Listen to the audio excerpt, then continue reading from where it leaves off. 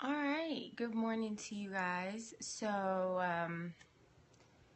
Today I had a total different look in mind, and it morphed into this right here because I couldn't get the original look that I wanted to do together. So, purple smoky eye it is. I'm going to be working out of a couple different palettes, actually just two, and one is an oldie but goodie. It is the 252 Ultimate Eyeshadow Palette from Coastal Scents. So you guys remember this one, there's 3 different layers of eyeshadow, so if you are a beginner in the makeup game, this is a good palette to have. It will have your transition colors, it has shimmers, it has mattes, various different colors. The only thing that I've noticed about this palette after playing with so many different other companies' eyeshadows is that this palette does require you to work a little bit harder to get the pigmentation that you want. So that's what I noticed now that I've played with so many different eyeshadows. The thing about this look today is it does require a lot of blending. So get your favorite blending brush out when you're doing this look, just because it took me a lot of blending. So starting off with the MAC Primer, Soft Ochre Paint Pot. Alright, now I'm using the Morphe M335, and I am going to blend the outer edges and make sure that that layer is nice and even and very blended, definitely getting into that corner of the eye. And this is just setting you up for success. And once that is all done, it's time to go to the MAC 224 blending brush. MAC 224 brush is what I use most of the time for my crease. I'm going to use, this is a Z palette that I created with all MAC eyeshadows. This is the color that I'm using. I'm sorry guys, I do not know the name of it.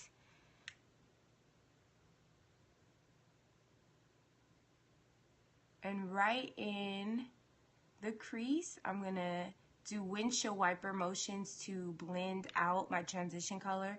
So back and forth, back and forth, back and forth until you like your consistency or like how it's blended. And I'm going to keep adding until I like how vibrant that brown is. And the reason why I'm really working on this transition color is with this look, it's important that it is a gradient and that it just kind of helps that transition. And so even though I'm focusing on the crease, the blending brush is pushing that brown at the bottom of my brow bone right there. And now without adding any more product, I'm just making sure that that's blended out to the brow bone.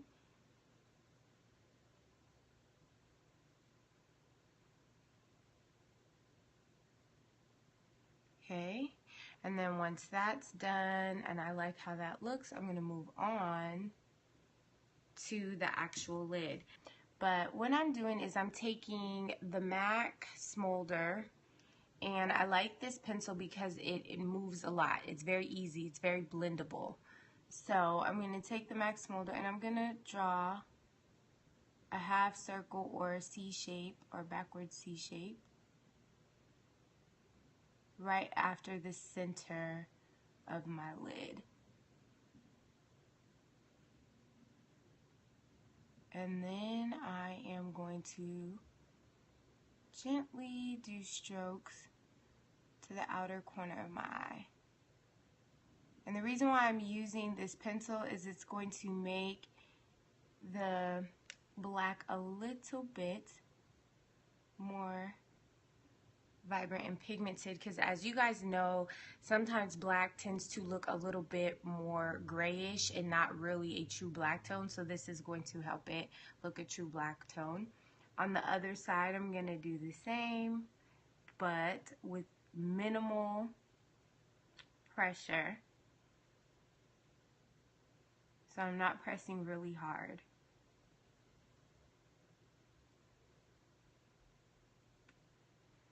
And using a blending brush, a smaller blending brush, not the MAC 224, because the MAC 224 is really wide. You want a little bit more control, but you want it to blend. So this is the MAC 224 brush. You see how big that is? I'm not going to use that one. I love this for the transition color, before this blending out this eyeliner. It's not really the best. This one, you could use a Morphe. I think it would be a buffering brush. This is my Kirkland brush from Costco, but Morphe has one. Actually, you could use this one too. This is the Morphe E18 brush. It's a small buffering brush, and I'll show you guys what you're gonna do. You're just gonna, before you add any eyeshadow, you're just going to blend out. Alright, after that is all blended, the next step is to take your Coastal Scents Ultimate Palette 252 or a black tone, a black eyeshadow. This one right here is black, but I have to say I had to work really hard to get the consistency that I wanted. So what I'm going to do is tap my blending brush and add the color only to the outer corner. So as I'm blending this color, what I'm doing is I'm going in the outer corner, in the crease, but not, I'm going in the crease but not above the crease, because you want to leave room to blend out the crease. This is what I mean by it takes a while, because you really have to blend and make sure that you're getting everything nice and blended. And I'm going to gently add a little, just a smidge of the grayish black to the inner corner. Okay, I'm going to stop right there with the black, because I'll add more if I need to. Now I'm going to take a fluffy flat brush, and I'm going to take this purple right here from the Coastal Scents palette, and I am going to put that in the center and into the inner corner of the eye. And this does take a little bit of time to get the consistency that I like. Alright, and then just tapping, not spreading, because one, spreading is going to have fallout underneath here, and then also tapping is going to give you the most amount of vibrancy.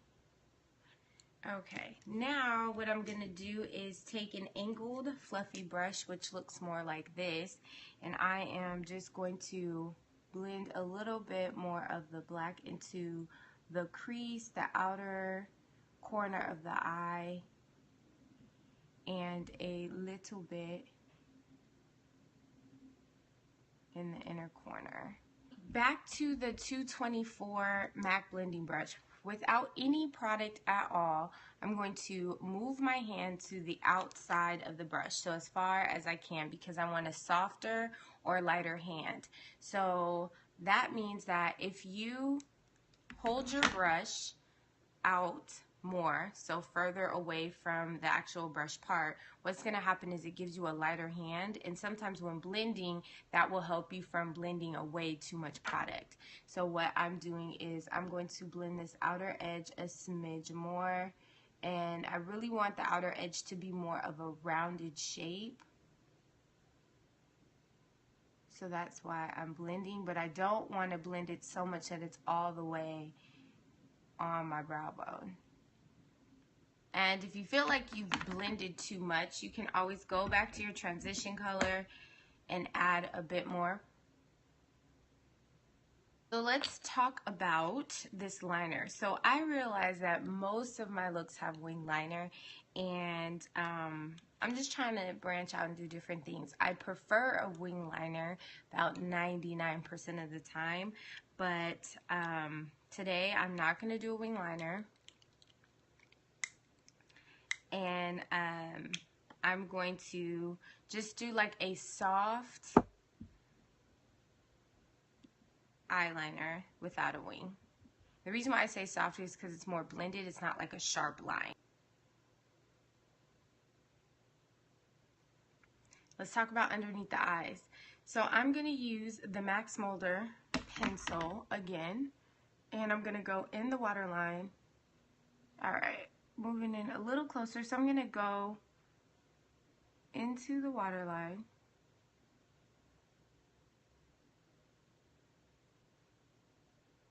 Put a little bit of the eye pencil underneath.